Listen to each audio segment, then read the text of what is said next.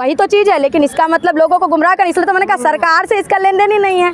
आप जिस तरह से लड़ाई लड़ेगा, जितना अच्छा नेतृत्व आपका लड़ाई लड़ेगा और गंभीर नेतृत्व आपका लड़ाई लड़ेगा, वही ये मुद्दा पा सकता है। अदरवाइज़ तो हम लोग 135 से लड़ रहे हैं, ये सबको जानकारी है कि अब तक हम लोग केस ही में हैं और अब तक हमारे दस्तावेज भी सही तरह से नहीं पहुँचे हैं, तभी तो इसके ऊपर सुनवाई नहीं हुई। किसी में लड़े हम लोग सुप्रीम कोर्ट की हिस्से ले रहे हैं। हमने इसीलिए इंटरव्यू किया कि जितने अब तक के लॉयर हैं, त्रिपाठी, दुबे, हमारे, आप मुझे बताइए हमारा मामला बुद्धिस्टों का है क्या? हमारे बुद्धिस्ट वकील ही इसमें इंटरव्यू नहीं कर रहे हैं या वो मामला नहीं देख रहे हैं, तो ये मामला कितने इंटरेस्टिंग तरीके से सामने रखा जा सकता है, ये तो आप लोग कोई भी देखिए। संविधानिक तरीके से अगर हम लोग लड़ाई लड़े तो मुझे नहीं लगता किसी की इतनी हिम्मत है, और अगर कोई लाठी की भाषा करेगा तो हमारे पास गोली की भाषा हो सकती है।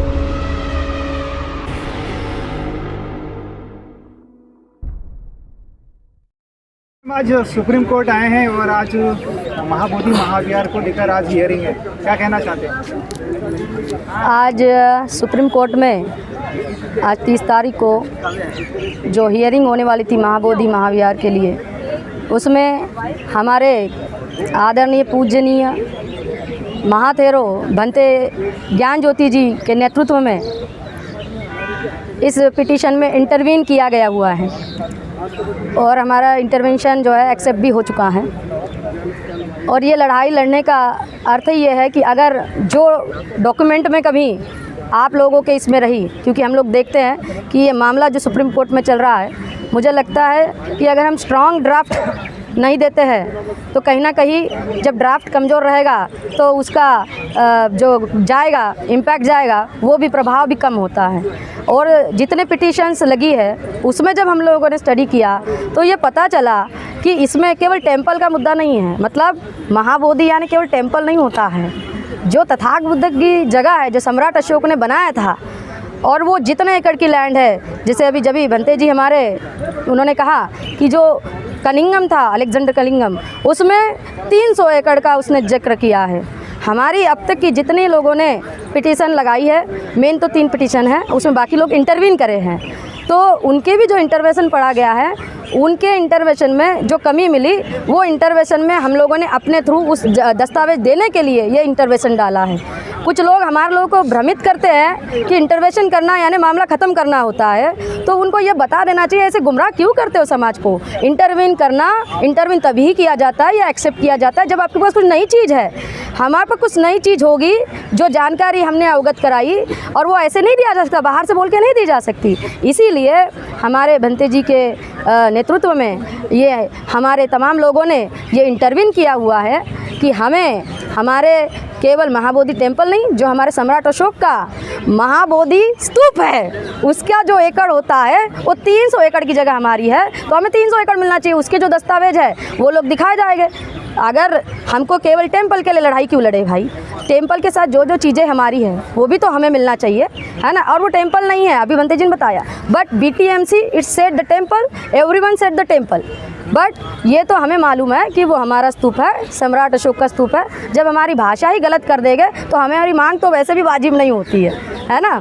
आप कहते हैं बुद्धिस्ट को बुद्ध विहार महाबोधि टेम्पल सौंप दो, वह BTMC है, BTMC को रिपल करने हम कह रहे हैं, है ना। हमने ये कहना चाहिए भैया, महाबोधि महास्तूप है जो है, महाबोधि महास्तूप, क्योंकि सम्राट अशोक ने स्तूप बनाए थे, सब लोग जानते हैं कि स्तूप बनाए थे। 84 तो स्तूपा बोला जाता है ना। तो दैट वन ऑफ द स्तूप, और हमें हमारा स्तूप चाहिए, वो जितने एकड़ का होगा वो सारा चाहिए, ठीक है। और इन लोगों के इसमें जो कमी है वही इस इंटरवेंशन के दायरे हम लोग देना चाहते हैं, और भी जो दस्तावेज हम लोगों के पास मिलेंगे वो भी हम लोग इसके थ्रू जो है पेश किए जाएंगे। और इसलिए आज से आप ये समझ लीजिए कि एक सशक्त लोगों के और सशक्त भंते के नेतृत्व में हम लोग जो है इस लड़ाई में अब इंटरवीन हो चुके हैं। अब तो आप समझिए महाबोधि महास्तूप हम लोगों को मिल गया। मुट्ठी भर लोग हैं, कुछ नहीं कर पाएंगे आप। मुट्ठी भर लोगों से ही तो बात होती है। तथागत बुद्ध कितने लोग थे? तथागत बुद्ध जब चले, पहला उन्होंने अपना धम्मचक्र प्रवर्तन किया, तब सारनाथ में केवल 5 भंते थे। आज हम लोग कितने हैं? तो हमारे ना तो पूर्वज डरे थे संख्या से, ना हम लोग डरते हैं। ब्राह्मण थे तभी आप विश्व में फैल गए, ब्राह्मण नहीं होते तो नहीं फैल पाते। अरे भाई, आपने जाके देखा था कि वो जनेऊ था कि नहीं? अब आपना लिखने वाला तो था ही नहीं, आप तो दूसरे की किताबें पढ़ रहे हैं, आपकी खुद की किताबें हो उसमें से पढ़िए, बाबा साहब ने क्या लिखा वो पढ़िए। तो हम जब अपने लोगों की किताब पढ़ेंगे तो ज़्यादा इतिहास हमको पता चलेगा। और अब आप तो आपके पास तो टेक्नोलॉजी भी है भाई, आप क्यों पिछले ज़माने में जाते हैं? आज जितना आप खोज रहे हो ना, या जितना आज हम कनेक्टेड है, ये उस ज़माने में नहीं था। फिर भी बाबा साहब ने कम से कम 42 वॉल्यूम लिखे। अब आपकी बारी है, आपको लिखना भी है और पढ़वाना भी है आपका इतिहास। क्या कहना चाह रहे हैं, जैसे महाविहार वाले मामले को कानूनी रूप से भी उलझा दिया गया है, सामाजिक रूप से भी उलझा दिया गया है, राजनीतिक तो है ही नहीं मामला, कोई बयान ही नहीं दे रहा इस पर। अभी जो बताया जाता है कि आरजेडी ने अपने उसमें एजेंडे में शामिल कर लिया गया है। उनकी सरकार आई तो अच्छी बात है, हम लोग को तो किसी के सरकार से लेने नहीं, सरकार किसी की आए, उनके जो अच्छा काम कर रहे हैं वो तो वहाँ के जनता का मामला है, आपका मामला नहीं है। जैसे कि तो मुख्यमंत्री भी रहे हैं, उनको भी 3-3, 4-4 बार इस मामले से अवगत कराया गया, तब नहीं कर पाए, अब क्या करेंगे? तो वही तो चीज़ है, लेकिन इसका मतलब लोगों को गुमराह कर, इसलिए तो मैंने कहा सरकार से इसका लेन देन ही नहीं है। आप जिस तरह से लड़ाई लड़ेगा, जितना अच्छा नेतृत्व आपका लड़ाई लड़ेगा और गंभीर नेतृत्व आपका लड़ाई लड़ेगा, वही ये मुद्दा पा सकता है। अदरवाइज तो हम लोग 135 से लड़ रहे हैं, ये सबको जानकारी है कि अब तक हम लोग केस ही में हैं और अब तक हमारे दस्तावेज भी सही तरह से नहीं पहुँचे हैं, तभी तो इसके ऊपर सुनवाई नहीं हुई उतनी। और दूसरी बात, एक और चीज़ें पता चली है, जो लॉयर अब तक इसमें लड़े, हम लोग सुप्रीम कोर्ट की हिस्से ले रहे हैं। हमने इसीलिए इंटरव्यू किया कि जितने अब तक के लॉयर हैं, त्रिपाठी, दुबे, हमारे, आप मुझे बताइए, हमारा मामला बुद्धिस्टों का है क्या? हमारे बुद्धिस्ट वकील ही इसमें इंटरव्यू नहीं कर रहे हैं या वो मामला नहीं देख रहे हैं, तो ये मामला कितने इंटरेस्टिंग तरीके से सामने रखा जा सकता है, ये तो आप लोग कोई भी अनुमान लगा सकते हैं। और इसीलिए हमारे जो ये मामला जो देखने वाले हैं, ये सुप्रीम कोर्ट के वकील हैं, कौन है? सलमान खुर्शीद जी।